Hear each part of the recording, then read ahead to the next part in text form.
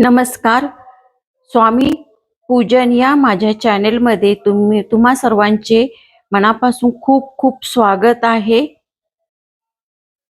या तुम्ही गुरुचरित्र पारायण कसे करावे श्री स्वामी समर्थ, तुम्ही या 7 दिवसामध्ये सप्ताहात पारायण घरात केले का? तर 15 तारखेला स्वामीजींची पुण्यतिथी आहे. 15 तारखेला पारायणाची समस्त पूर्ण होईल, पारायणाची समाप्ती होईल. आता या 15 तारखेला आपल्याला पारायणाची सांगता करायची आहे. पवित्र आणि दुर्लभ असा प्रत्येक दत्तभक्ताने जाणून घ्यावे अशी माहिती आपण ऐकणार आहोत. आपण गुरुचरित्र पारायण करत आहात तर सर्वात महत्त्वाचा टप्पा आहे की पारायणाची सांगता उद्यापन कसं करायचं, हा अनेकांना प्रश्न पडतो. पण उद्यापन कसं करायचं, कोणत्या नैवेद्य दाखवायचा देवाला, कोणत्या मंत्र म्हणायचा, कोणती प्रार्थना करायची देवाला, कोणत्या प्रकाराने नमस्कार करायचा, हे कोणी सांगत नाही. यासाठी आधी योग्य मार्गदर्शन घेणे फार गरजेचे आहे. स्वामी समर्थांचे गुरुचरित्र पारायण करताना या सर्व विधींची नीट पाळणं आवश्यक असतं, जेणेकरून भक्तांना संपूर्ण समाधान आणि शुभ फळ मिळतं. सर्व प्रश्न मिटणार आहेत आणि आज मी तुम्हाला अगदी पूर्ण शास्त्रोक्त पद्धतीने करता येतील असे गुरुचरित्र पारायण समाप्तीचे संपूर्ण नियम सांगणार आहेत.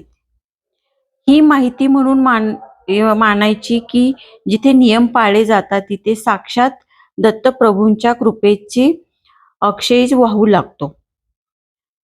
घरातील वाद होतात, अडथळे दूर होतात, मनुष्य शांतीने भरून जाते आणि आपल्या आयुष्याचे एखादा मोठा दिव्य सकारात्मक बदल घडून येतो. आजची संपूर्ण माहिती आहे, तुम्ही शेवटपर्यंत व्हिडिओ नक्की बघा, कारण आज मी सांगणार आहे गुरुचरित्र पारायणाची सांगता कशी करावी, उद्यापन कसे करावे, कोणता मंत्र म्हणावा, कोणत्या नियमात कोणती प्रार्थना करायची आणि कोणत्या चूक टाळायच्या. आपण सर्वात महत्त्वाचे, पारायण पूर्ण केल्यावर दत्ताच्या कृपेने 5 नक्की संकेत आहेत, ते पण जाणून घेणार आहोत. ते कोणते आहेत ते? चला तर मग आता या प्रवासाला सुरुवात करूया. मनोभावे आपण श्रद्धेने हे सर्व करतो, त्याला सांगता कशी करायची. या 7 दिवसात पारायणाची सुरुवात केली. या सप्ताहामध्ये म्हणजे 9 तारखेला तुम्ही पारायणाची सुरुवात केली. या सप्ताह 9 तारखेपासून सुरू झाला आणि त्याच्या पारायणाची सांगता आपल्याला 15 तारखेला होणार आहे. तर त्याच दिवशी स्वामीजींची पुण्यतिथी तर आहे आणि आपल्याला त्याच दिवशी सांगता करायची आहे. गुरुचरित्र पारायण पूर्ण झाल्यावर त्याची सांगता करण्यासाठी काही विशिष्ट विधी केले जातात, त्याला उद्यापन असे म्हणतात. पारायणाच्या काळात झालेली सेवेची समाप्ती दत्तगुरूंप्रती कृतज्ञता व्यक्त करण्यासाठी केली जाते. आता पारायण पूर्ण झाल्यावर सर्वप्रथम काय करावे, तर चरित्राचे पारायण करताना आपण 7 दिवसाचं पारायण केलं असतं. शेवटी दिवशी सर्व अध्याय पूर्ण झाल्यावर सर्वात पहिली गोष्ट म्हणजे दत्तगुरूंना कृतज्ञता अर्पण करायची.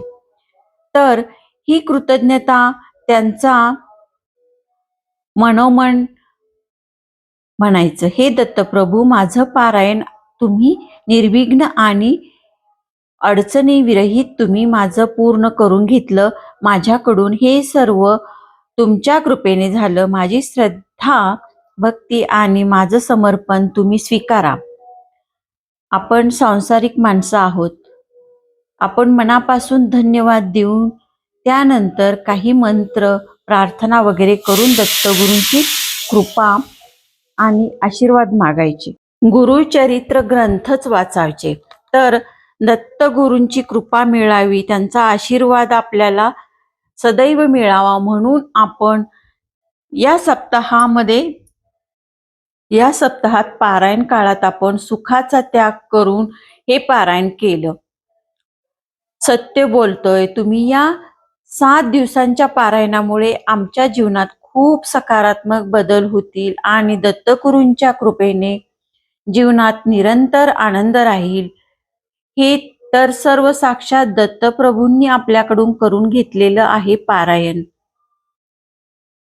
आता त्यांनी जे आपल्याला उपवास करायचा असेल तर तुम्हाला शक्य असेल तर उपवास करा. संपूर्ण दिवस उपवास करा, फळ खायचे, साबुदाणा भगर खाऊ शकता. पारायणाची सांगता म्हणजे 15 तारखेला या पारायणाची सांगता करायची आहे. उद्यापन म्हणजे तर काय ते कसं करायचं. उद्यापन म्हणजे खूप मोठा असा खर्चिक कार्यक्रम वाटतो, पण प्रत्यक्षामध्ये उद्यापन म्हणजे पारायणाचा समारोप करून देवाला तृप्त करणे. घरच्या घरी साधं शास्त्रोक्त आणि सोप्या पद्धतीने उद्यापन करता येतं. तर त्या उद्यापनासाठी काय लागतं तर दिवा, रूप, धूप, फुलं लागतात, नैवेद्य.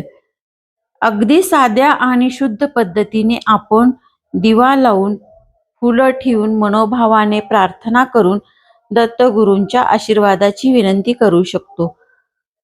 आता तुम्ही हे सर्व नीटपणे अनुसरून मनापासून समर्पणाने पारायण संपवू शकता आणि सर्व काही मनोभावाने केल्याने नक्कीच दत्तगुरूंची कृपा लाभते.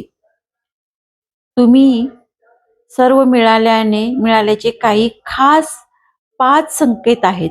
तुमच्या बरोबरही तुम्हाला संकेत मिळाले असतील तर तुम्ही कमेंटमध्ये नक्की सांगा. तर पहिला संकेत, मनामध्ये अनपेक्षित शांतता जाणवते, झोप शांत लागते, स्वप्नामध्ये दत्तमयता येतात, जुने अडथळे हळूच दूर होऊ लागतात, घरातील वातावरण शांत आणि प्रसन्न बनतं, अचानक कार्यसिद्धी होते, जी कामे अडली होती कित्येक दिवसापासून ती पूर्ण होऊ लागतात. आणि तसंच पारायण वाचनाचा कार्यक्रम नाही तर तो आपल्या जीवनात दत्तप्रभूंचा प्रकाश आणण्याचा मार्ग आहे. ज्या वर्षी किंवा दर महिन्याला पारायण होते त्या गुरुचरित्र ग्रंथाचा घरी स्वतः देवालयासारखं पवित्र बनतं घर. त्यामुळे घरात एक अद्भुत शांती आणि दिव्यतेचा अनुभव येतो, जो आपल्याला ही पद्धत जी नेहमी तुम्ही पारायण करून तुम्ही सांगता करता तिथे दत्तगुरूंचे आशीर्वाद स्वतःहून येऊ लागतात. तर तुम्ही देखील पारायण केलं असेल तरी संपूर्ण माहिती तुमच्यासाठी भक्तीने, श्रद्धेने आणि समर्पणाने करा. गुरुदेव दत्त स्वतः तुमच्या जीवनामध्ये हस्तक्षेप करतात. अगदी बरोबर. त्यामुळे तुम्ही पूर्ण विश्वासाने, नीतीने आणि भक्तीने हे पारायण करा. कारण दत्तगुरूंचा आशीर्वाद तुमच्या आयुष्यात खरोखरच परिवर्तन घडवून आणतो. लाईक तर तुम्हाला करायचंच आहे आणि कमेंटमध्ये श्री गुरुदेव दत्त लिहा, श्री स्वामी समर्थ लिहा आणि अशाच दिव्य माहितीसाठी आमच्या सोबत तुम्ही जोडलेले राहा. हा व्हिडिओ प्रत्येकाला शेअर करा आणि चॅनलला सबस्क्राईब करायला विसरू नका. तुम्ही फक्त व्हिडिओ बघता, सबस्क्राईब करत नाही. आज लगेच सबस्क्राईब करा. अशा महत्त्वपूर्ण व्हिडिओ घेऊन मी तुमच्या समोर येणार आहे. त्यासाठी सर्वात आधी तुम्हाला हा व्हिडिओ तुमच्यापर्यंत पोहोचेल म्हणून चॅनलला सबस्क्राईब नक्की करा. श्री गुरुदेव दत्त, श्री स्वामी समर्थ. श्री गुरुदेव दत्त, श्री स्वामी समर्थ यांचा आशीर्वाद आपल्याला सदैव राहो आणि अशाच अधिक ज्ञानासाठी आपला पाठिंबा आणि प्रेम असेच राहो. श्री स्वामी समर्थ. भेटूया पुन्हा अशाच नवीन व्हिडिओ सोबत. तोपर्यंत धन्यवाद.